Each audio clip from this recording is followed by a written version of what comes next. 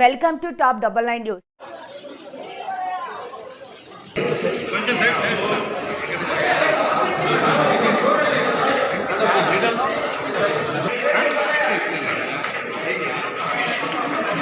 పద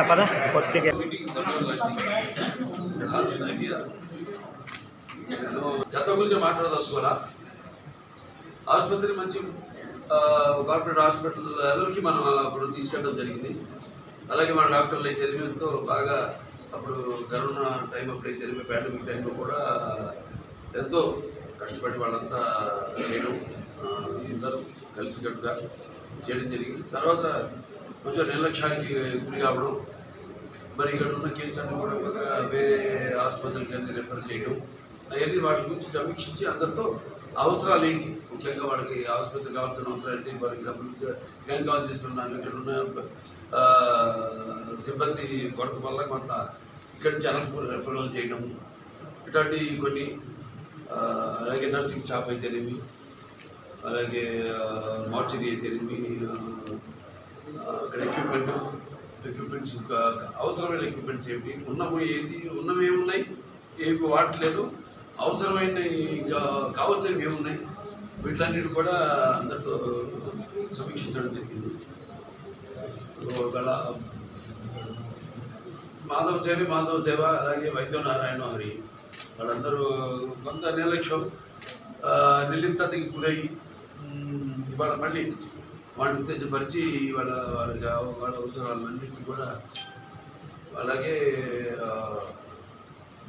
టోటల్గా మళ్ళీ ఈ ఆసుపత్రిని పునర్వైభవం తీసుకొచ్చే దిశగా వాళ్ళందరినీ ఉద్దేశించి వాళ్ళ స్ఫూర్తిని నింపడం జరిగింది. అలాగే ముఖ్యంగా ఇక్కడ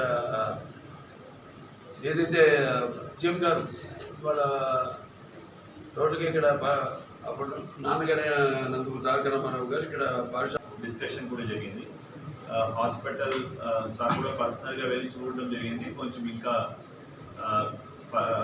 పేషెంట్స్కి ఇంకా ఫెసిలిటీస్ కానీ సౌకర్యాలు కానీ మెరుగుపరచాల్సిన ఆవశ్యకత కనబడింది. ముఖ్యంగా రూఫ్ లీకేజెస్ ఉన్నాయి, అది రిపేర్ చేయిస్తామని హెచ్డిఎస్లో తీర్మానం చేసుకున్నాము.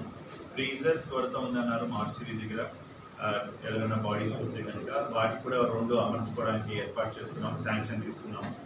అండ్ అలాగే కొత్త మార్చిరీకి 79 lakhsకి ప్రతిపాదన పైకి పంపించడం జరుగుతుంది పోస్ట్ మార్టంకి సంబంధించి. అండ్ ప్యాథాలజీ విభాగంలో మనకి అండ్ అలాగే బ్లడ్ కాంపోనెంట్ సపరేటర్ సంబంధించిన ఎక్విప్మెంట్ రెడీగా ఉంది. అంతా డిస్కస్ చేయడం జరిగింది. ముఖ్యంగా రైతులకి వాటికి తప్పకుండా మంచి గిట్టుబాటు రేటు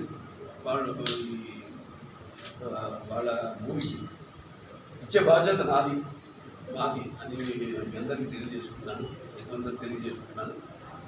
సో ఎంతోమంది వాళ్ళ ముందుకు వస్తున్నారు ఈ ఇక్కడ పరిశ్రమలు వాళ్ళు స్థాపించడానికి.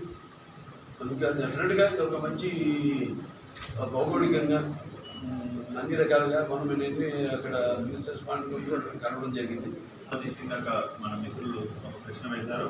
సో ల్యాండ్స్కి సంబంధించి ఆల్రెడీ ఏపీఎస్సీ నోటిఫికేషన్ ఇచ్చింది. సో ముందు అభ్యంతరాల సేకరణ జరుగుతుంది.